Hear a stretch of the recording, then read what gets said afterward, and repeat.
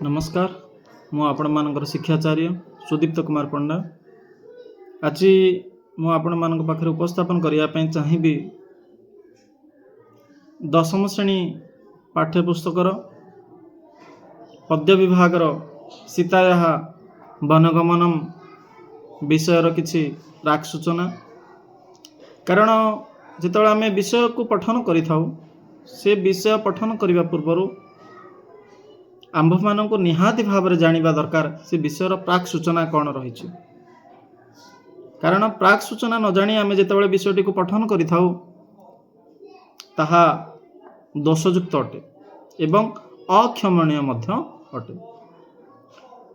ये जो सीतायाः वनगमनम विषयटी रामायण महाकाव्य आसी जेहेतु संस्कृत साहित्यर आदिकाव्य होउछि रामायण। ये जो काव्य जुग जुगरु भारतीय जनजीवन सहित अतःप्रत भाव में जड़ित। कहीं ना से रामायण काव्य रे भ्रातृप्रेमर कथा हो, महनीय पतिभक्तिर कथा एवं अनाबिल जो पुत्र स्नेहर आदर्श रे से काव्य रचित। दिनकर कथा महर्षि वाल्मीकि गंगा नदी रे स्नान करुवा समय रे महर्षि वाल्मीकि सम्मुख रे क्रंच दंपति, क्रंच पक्षी आपण माने जानिथिबे, से क्रंच पक्षी जुगल क्रीडारत थिला बेले गोटे व्याधर सररे शिकारीर सररे क्रंच सरविद्ध होई प्राणत्याग कला। पुरुष पक्षीटी प्राणत्याग कला तो क्रंची भांगी पड़िला। निज सम्मुख रे ए घटना को से आखि आगे देखिला। क्रंचीर करुण विलाप रे ऋषि प्राण वाल्मीकि दुखरे भांगी पड़े। क्रंची तो भांगी पड़ा स्वाभाविक, किंतु ए मनीष होउछि विवेकर मनीष, ए मनीष होउछि दयार मनीष। तेणु महर्षि वाल्मीकि मध्य क्रंचीर दुख देखी ए सबु चित्र को देखी से मध्य भांगी पड़िले। तांका मुखरु संगे संगे छंदमयी भाषारे जहा रामायण आदि काव्यर प्रथम श्लोक आत्मप्रकाश कला।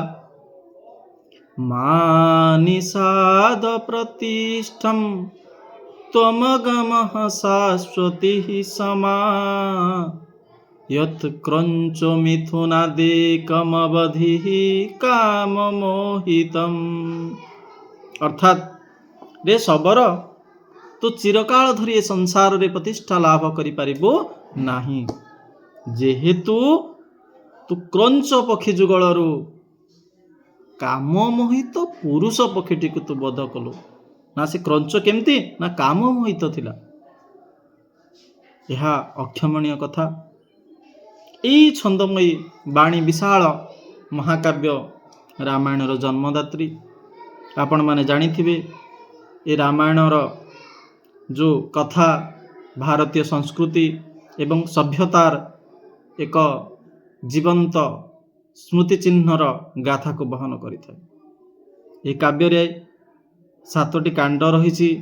जेभଳି भावरे कहिया पई चाहिबी क्रमान्वय रे बालकांड, अयोध्याकांड, अरण्यकांड, किष्किंध्याकांड, सुंदराकांड, लंकाकांड एवं परिशेष रे उत्तराकांड। तो जुग जुग धरी भारतीय माननको एक आदर्श चित्र रे अनुप्राणित करने को प्रेरणा दे आसुछि सेही आदिकाव्य रामायण। श्रीराम मर्यादा पुरुषोत्तम मुख्य नायक रामायणर, देवी सीता जे कि अत्यंत पतिपरायणा तथा रामायणर मुख्य नायिका। जहाँ भी हो नवीन सुंदर पुरुषोत्तम श्री रामचंद्रंकर आदर्श जीवनीर वार्ता ए रामायण बहन करि थाए। आमे जो विषयटी पढ़िबा जे ସୀତା ଏହା ବନଗମନ ବିଷୟଟି। ଏଇ ଯେଉଁ ବିଷୟରେ ରାମଙ୍କର ଆକସ୍ମିକ ପ୍ରାଣପ୍ରିୟା ସତୀ ଶିରୋମଣି ସୀତାଙ୍କ ସହିତ ବନଗମନ ବିଷୟ। ସୀତା ଏହା ବନଗମନ, ସୀତାଙ୍କର ବନଗମନ କଥା ଏଠି କୁହାଯାଇଛି। ରାମଙ୍କ ସହିତ ଯିବେ ନିଶ୍ଚିତ ଭାବରେ, ଏଥିରେ ତ ଆଉ ଦ୍ୱନ୍ଦ୍ୱ ନାହିଁ। ତ ଶ୍ରୀରାମ ଯେପରି ଧର୍ମପ୍ରାଣ ଭାରତୀୟମାନଙ୍କର ଆରାଧ୍ୟ, ସତୀ ସୀତା ମଧ୍ୟ ସେହିଭଳି ନାରୀମାନଙ୍କର ଆଦର୍ଶ ସ୍ଥାନୀୟ। ଏଇ ଅଯୋଧ୍ୟା କାଣ୍ଡର ଏକ ଉପାଖ୍ୟାନ ଅଟେ। ସୀତାଙ୍କର ପ୍ରତିଭକ୍ତିର କଥା ଚିତ୍ରଣ କରାଯାଇଛି। ନିଜର ପତି ରାମଚନ୍ଦ୍ରଙ୍କ ସହିତ ଦୁଃଖଦାୟକ ଅତ୍ୟନ୍ତ ବିପଦପୂର୍ଣ୍ଣ ବଣକୁ ଯିବାର ଅଦମ୍ୟ ଇଚ୍ଛା ପ୍ରକାଶ କରିଛନ୍ତି ସତୀ ସୀତା। ବାସ୍ତବିକ ଭାବରେ ସେ ହିଁ ସହଧର୍ମିଣୀ, ସେ ହିଁ ସମଧର୍ମିଣୀ ହେବାର ଗୌରବ ଅର୍ଜନ କରିଛନ୍ତି। ଶ୍ରୀରାମଚନ୍ଦ୍ରଙ୍କର ପିତୃସତ୍ୟ ପାଳନ ହେଉ, ସୀତାଙ୍କର ପତିପରାୟଣ ହେଉ, କିମ୍ବା ଲକ୍ଷ୍ମଣଙ୍କର ଭ୍ରାତୃଭକ୍ତି ହେଉ, କି ଭରତଙ୍କର ଭ୍ରାତୃଭକ୍ତି ହେଉ, କିମ୍ବା ଶତ୍ରୁଘ୍ନଙ୍କର ଭ୍ରାତୃଭକ୍ତି ହେଉ, ଏବଂ ପରସ୍ପର ଭିତରେ ଥିବା ଯେଉଁ ବୁଝାମଣା, ପ୍ରତ୍ୟକ୍ଷ ଭାବରେ ଜୀବନ କୌଶଳର ଏକ ଚିତ୍ର ରାମାୟଣ ପ୍ରଦାନ କରିଛି। ଆପଣମାନେ ଅନେକ ଜୀବନ କୌଶଳ ନିଜ ଜୀବନରେ ଅନୁଭବ କରିଥିବେ, କିନ୍ତୁ ଜଣେ ବ୍ୟକ୍ତିଗତ ଶୋଧଛାତ୍ର ହିସାବରେ ମୁଁ କହିବା ପାଇଁ ଚାହିଁବି ଯେ ରାମାୟଣର ଅନେକ ଜୀବନ କୌଶଳ ଯାହା ବର୍ତ୍ତମାନ ବିଂଶ ଶତାବ୍ଦୀର କୌଶଳ ଭାବରେ ଆମେ ନାମକରଣ କରିଛେ, ଲାଇଫ୍ ସ୍କିଲ୍। ତେଣୁ କହିବା ପାଇଁ ଚାହିଁବି ଯେ ରାମାୟଣର କଥା ସତରେ ଅତ୍ୟନ୍ତ ସୁନ୍ଦର। ତେଣୁ କୁହାଯାଏ ନିତରାମ ରମ୍ୟା, ଅତ୍ୟନ୍ତ ରମଣୀୟ, ରମ୍ୟା ରାମାୟଣୀ କଥା। ଯାହା ବି ହେଉ, ମନୁଷ୍ୟର ବ୍ୟବହାର ହେଉ, ମନୁଷ୍ୟର ଆଚାର ହେଉ, ପ୍ରତ୍ୟେକଟି କଥାକୁ ସୁନ୍ଦର ଭାବରେ ଆଦର୍ଶ ଭାବରେ ବହନ କରିବାର ସେ କାବ୍ୟ ହେଉଛି ରାମାୟଣ। ଏବଂ ରାମ ମଧ୍ୟ ମର୍ଯ୍ୟାଦା ପୁରୁଷ ଭାବରେ ଏ ପୃଥିବୀରେ ସର୍ବତ୍ର ପରିଚିତ। ଏବଂ ଆଉ ଏହାର ପୂର୍ବାଭାସ ବିଶେଷ ଭାବରେ ମୁଁ କହିବା ପାଇଁ ଚାହୁଁନାହିଁ। ଆପଣମାନେ ବିଷୟଟାକୁ ପଢ଼ିଲେ ନିଶ୍ଚିନ୍ତ ଭାବରେ ଜାଣିପାରିବେ। ଯେତେବେଳେ ଆମେ ପ୍ରତ୍ୟେକ ଶ୍ଲୋକକୁ ନେଇ ବିଚାର ବିମର୍ଶ କରିବା, ବ୍ୟାଖ୍ୟା କରିବା, ଆକ୍ଷରିକ ଅର୍ଥ ବ୍ୟାକରଣ ସହିତ ଜାଣିବାର ପ୍ରଚେଷ୍ଟା କରିବା, ସେହି ସମୟରେ ଆପଣ ଅତି ସରଳ ଭାବରେ ବୁଝିପାରିବେ। ଆଜି ପାଇଁ ଏତିକି। ପୁଣି ଦେଖା ହେବା ଆଗାମୀ ଭିଡ଼ିଓରେ।